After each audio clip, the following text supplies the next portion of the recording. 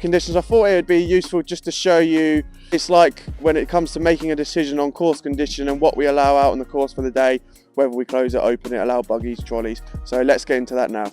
So the first port of call when making a decision on course condition and the course status is the forecast. So we'll check the forecast first and we can get an idea of what sort of volume of water we're expecting overnight. We then obviously wake up nice and early, get ourselves to work. We'll be checking the roads, seeing how much water's laying about on the roads. We'll do a quick drive-by around the 9th green, all the way around Limerick Road, and then down Cross Lane as well. And then this actual area here, I know it sounds silly, but this area here is a very good indication of how much water you've had.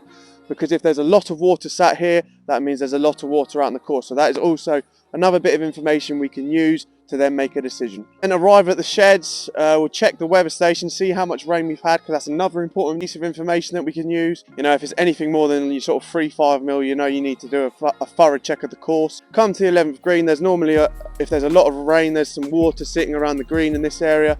And then we'll do the old squelch test on the green, check the green over, and we also will walk across the approach, up the fairway, check that fairway, walk back round to the 17th, walk back down there, and then we'll go out to the jockey field where we'll do another inspection out there, because sometimes that actually sits wetter out there.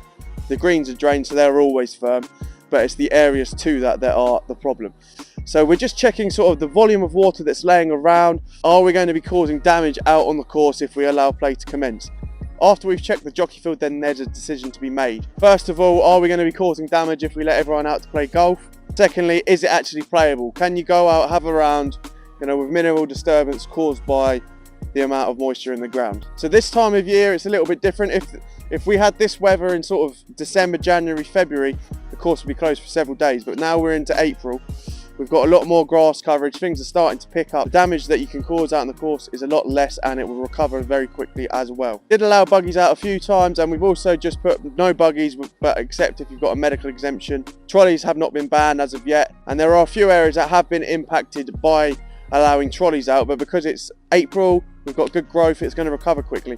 We've also added some more ropes out on the course, because we did take some back in, but now we're putting them back out just to protect these areas that are struggling a little bit more. So then we need to make a decision. We are a golf club, we want as many rounds as possible, we want people to come and enjoy the hard work we do without causing too much damage to the course and also keeping everyone safe. For example, this week, if we close this week, we'd be the only local club to do so. We aren't afraid to make hard decisions when we have to, whether that be, you know, course closed, trolley or buggy bans, and we do try our best to make golf as accessible as possible to a variety of different members. So many factors influence our decision, things like amount of standing water, the time of year, potential forecast, is it safe, will there be long-term damage to the course, and then once we've made that decision, we will update the course condition status and also the phone line. And whilst we do welcome everybody's opinion, we try and focus purely on the facts and try our hardest not to be swayed by outside influence, just so we can get the right decision for the golf club. We've also got to bear in mind we take these decisions under extreme time constraints, because not only are we checking the course, we also have to manage the team, get the team ready for the day, update all the course line, course condition, let everyone, all the relevant parties know. So these decisions are taken under a little bit of time constraint, so you're not always going to get it right, and I fully understand that, and we always take accountability when we do make the wrong decision. Just know we've got everyone's best interests at heart, and we're ultimately just trying to make the right decision. Hello everybody, just to see the pictures we've attached now, so the course is absolutely saturated. I got my figures wrong when I put them in the week. We actually had, one day we had 10 mil of rain, it was actually 20 mil of rain. That's 50 mil total for the week, which is a very high amount of water. I've just been out to inspect the course at 12, and now we are opening with carry bags only.